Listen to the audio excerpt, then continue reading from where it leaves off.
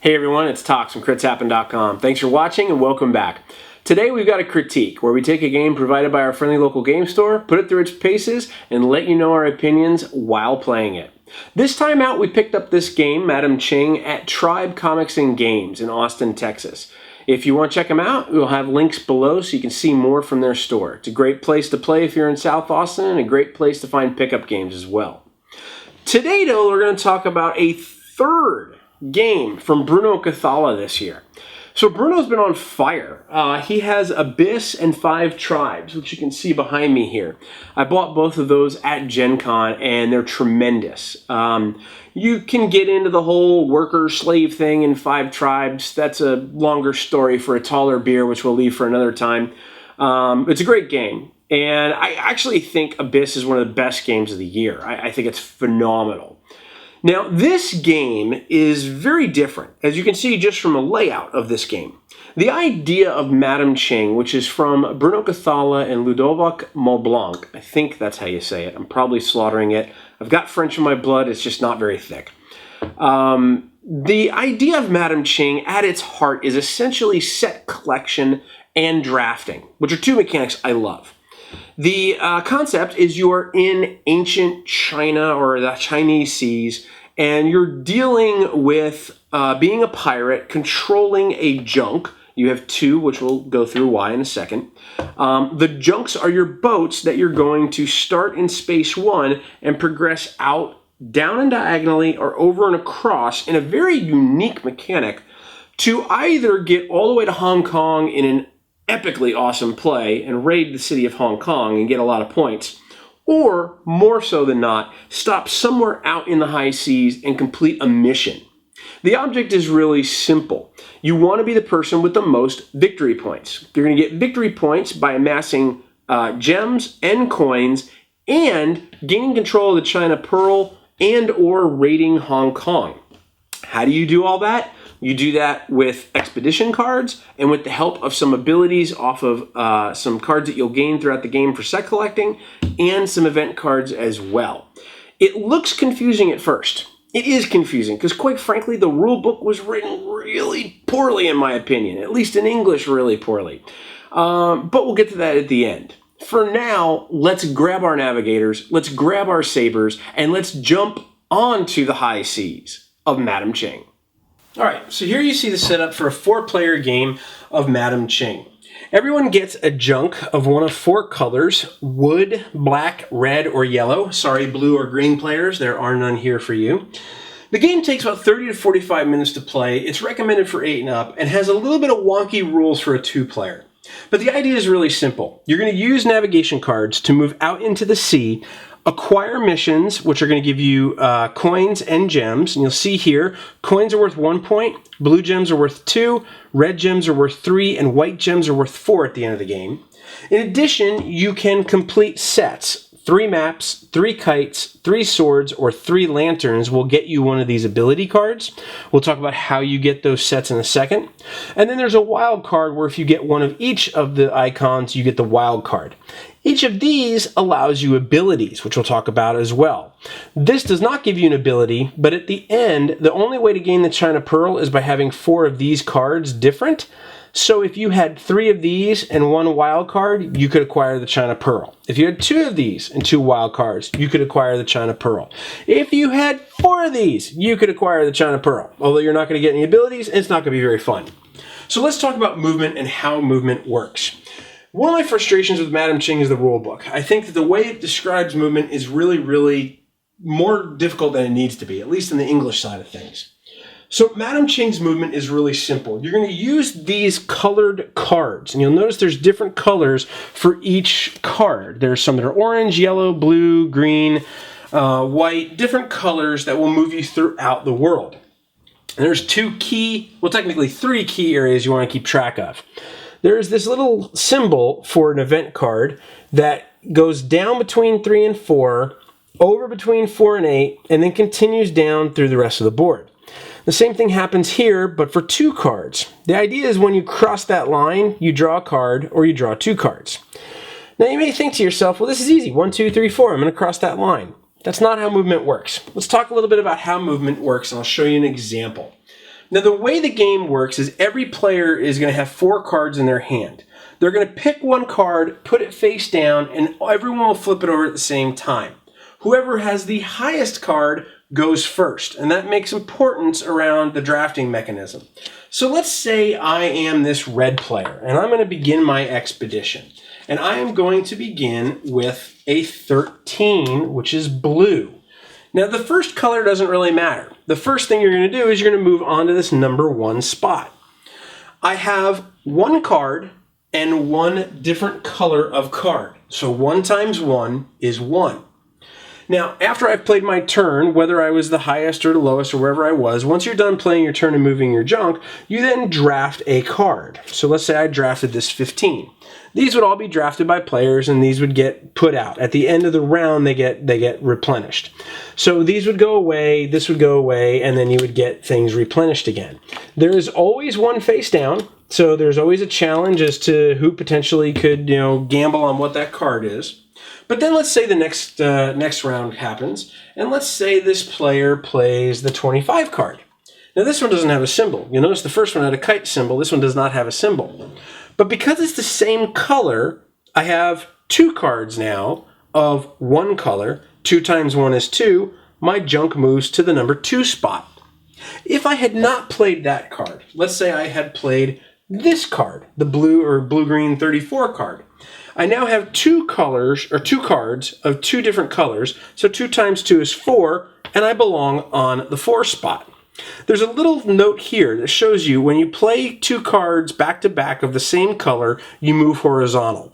When you play different colored cards, you move diagonal. And that's the only way you're going to move.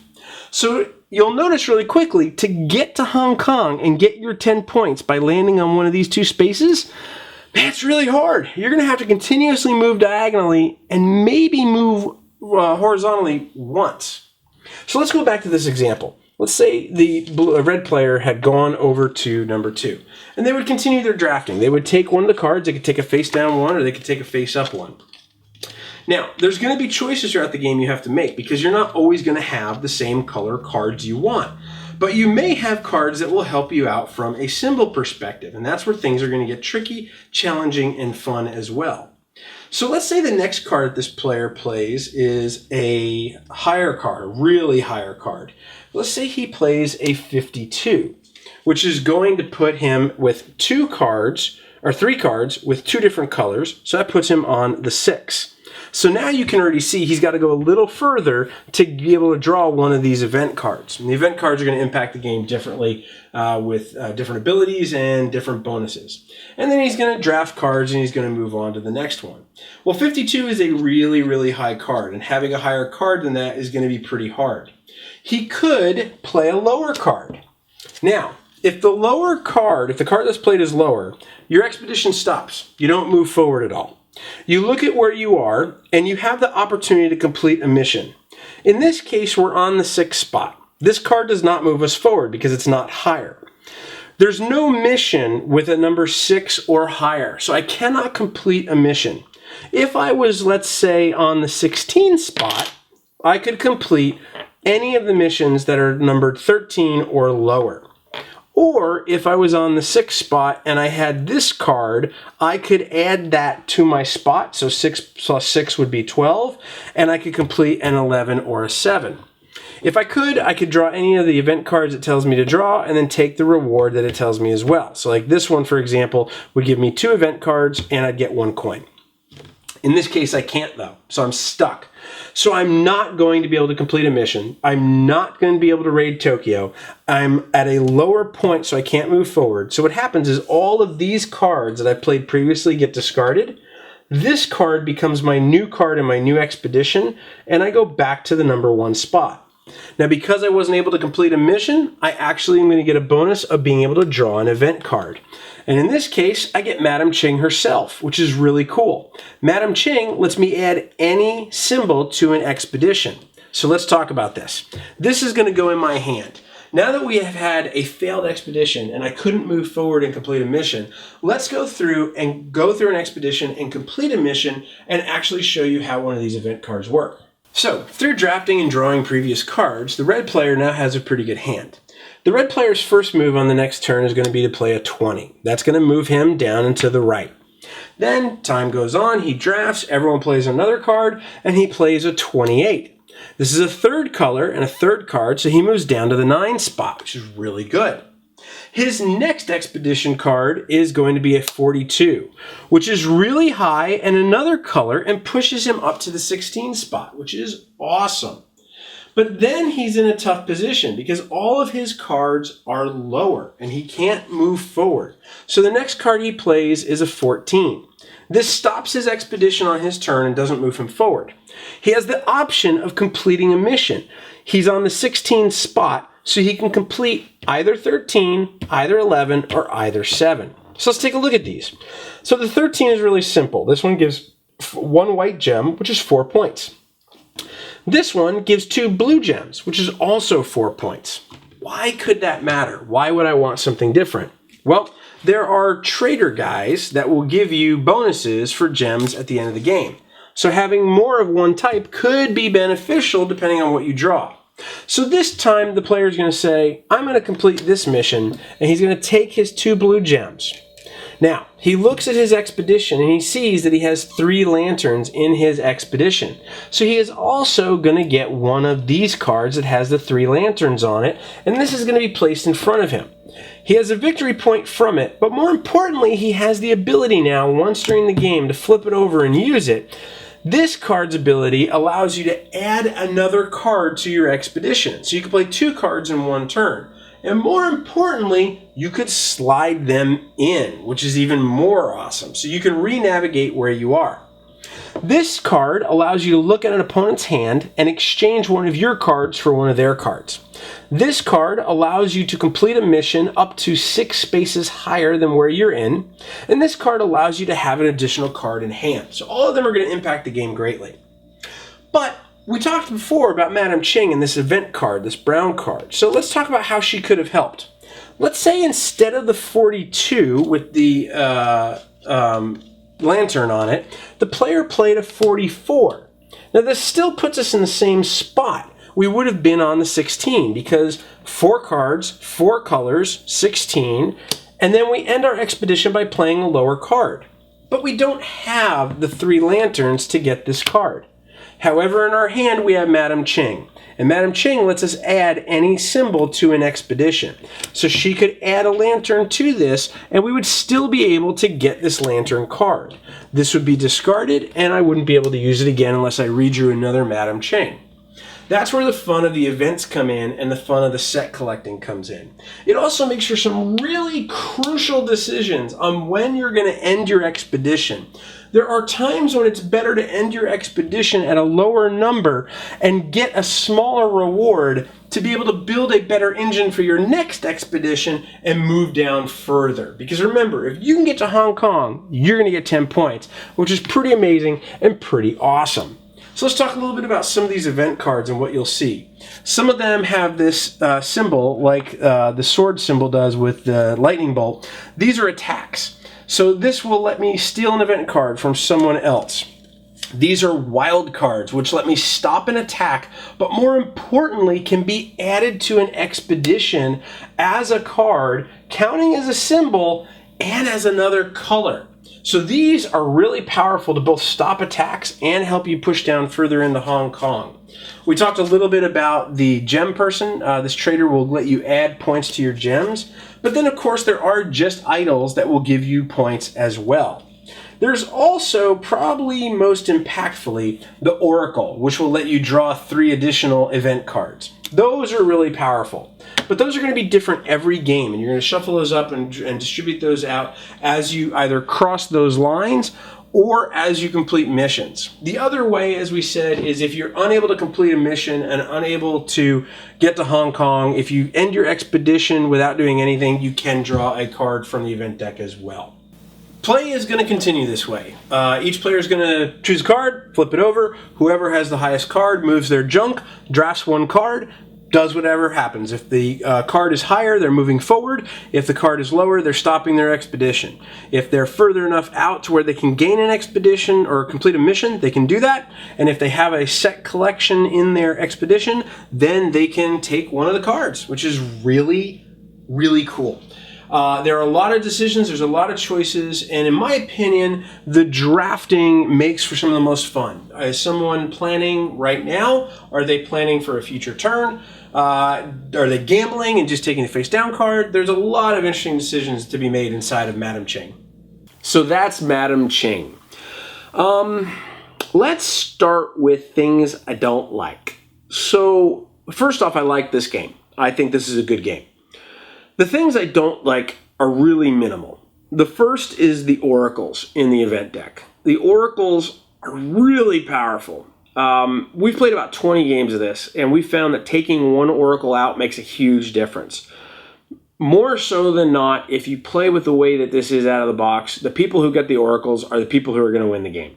Because what happens is the oracle lets you draw 3 more cards, you can do it at any time, you're gaining victory points out of here, or you're gaining abilities that are going to help you push further down into Hong Kong or higher end missions, and it happens. And in fact, if you run into a game where, like we had one game where someone got almost every oracle that came up, it's a runaway leader, and it's a real big problem. So we've taken one oracle out when we play. I'm not saying you need to, I'm just saying that that's what we've done, and it's been enjoyable for us. That part bothered me, though.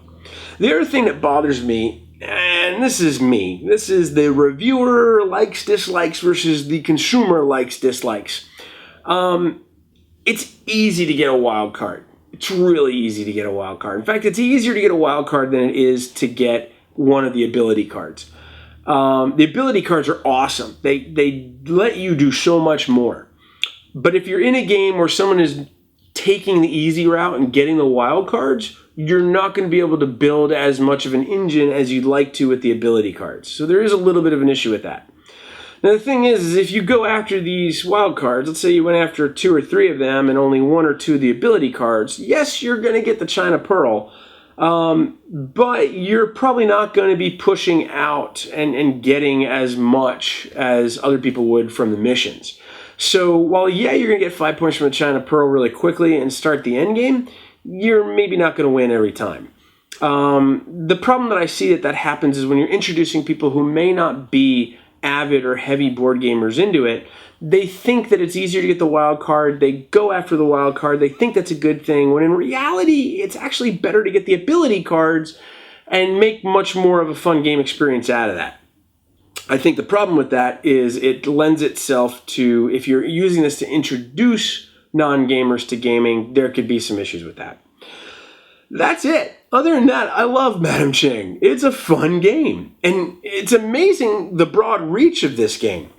I love the missions. I love that you have flexibility in this. Whether you're playing 2, 3, or 4 players, you can vary up the number of missions. They give you suggestions in the rulebook, but you can make it as long or as hard, as challenging as you want. I really think those are cool. It's very hard to get to Hong Kong. It's very, very hard to get to 49 or 56. And I love that. It should be challenging. It should not be something easy. And I think that's really cool. The movement is really, really good. I like that it's a very simple mathematical process. It is number of cards times color of cards. If I keep playing the same color, I keep moving horizontally. And it's not easy. You think it's easy, it sounds easy, it's not easy. And then you start to realize, well, wait a minute, if I play this card, I'm going to go here, I'm going to go here, I'm going to go here, I'm going to go here, here. Oh, I need to be there. And that happens a lot more often than you would think. The navigation card's really cool where you slip things in. That can move things around really good, although it can backfire if you don't plan really well too. And the abilities make a big impact into how you move around. The end of the world is kind of wonky, kind of fun. It's neat. They had to put it there because you had to stop somewhere. But the fact that you can't ever move, like if you're on the 8 spot, you're never getting to 12 or 16. And you start to realize that as you play the game, you look at it and you go, oh, getting to spot number 4 should be easy. No, it's not easy to get 4 cards in a row. They're going to be the same color. But then you start to realize you're on 8 and you wanted to get to 16, but you're going to have to go this way. There's so many good decisions, and that's the best part about it. The drafting's phenomenal. The 1 card hidden is really good. we have had a lot of fun where you're sitting here and you're like, I want this symbol. I want the symbol on this card and I need the symbol on this card, but that's the better card and that's going to get me further ahead. And that's the decisions you got to make. And I love that. It's really, really well done. I don't like this game as a two-player game. It's a little wonky. In the two-player game, you're each going to control two junks. It feels like you're maybe managing an armada, but it just doesn't seem right. It seems more forced than natural. 3 and 4 players, the game is great. It's really, really fun. The most surprising thing about Madame Ching for me is this is a great game for kids. If you have children and you're trying to teach them gaming and they like mathematics, this is a really good game for them to learn. I'm surprised by that because it doesn't look or feel or isn't marketed to come off like a game that you would want to introduce to your kids. But it actually worked really well for us. We have a 9-year-old and a 6-year-old. They both love this game. The 9-year-old is learning his mathematics and his multiplication tables really well, and having this type of game reinforces that. He's able to sit there and plan out, okay, 4 times 3 is 12. I'm going to end up here if I play these cards. And that is really cool. I'm a big believer. I love how board games teach intrinsically and subversively. And I love seeing children develop their skills out of board games. And I think it's really cool. And this probably isn't designed to do that, but it does do it really, really well. So overall, Madame Ching has been a great experience. There are some caveats to it. And truth be told, if I had my choice, I'd probably play Abyss over any of the Bruno Cathala games put out this year. But that's just my opinion. Let us know what you think. Have you seen Madame Ching? And if so, what do you think of it? Have you played it? And have you enjoyed it or have you not? Or is this the first time you're seeing it? And if so, what do you think so far? Let us know by leaving a comment below in the YouTube channel. Of course, you can join in on Facebook and Twitter by searching Crits Happen or at our homepage at critshappen.com. But until we see you next time, thank you so much for watching. We hope you enjoy all of your high seas piracies inside of the world of Madame Ching. Thanks for watching. Keep rolling those dice, and we hope they're all crits.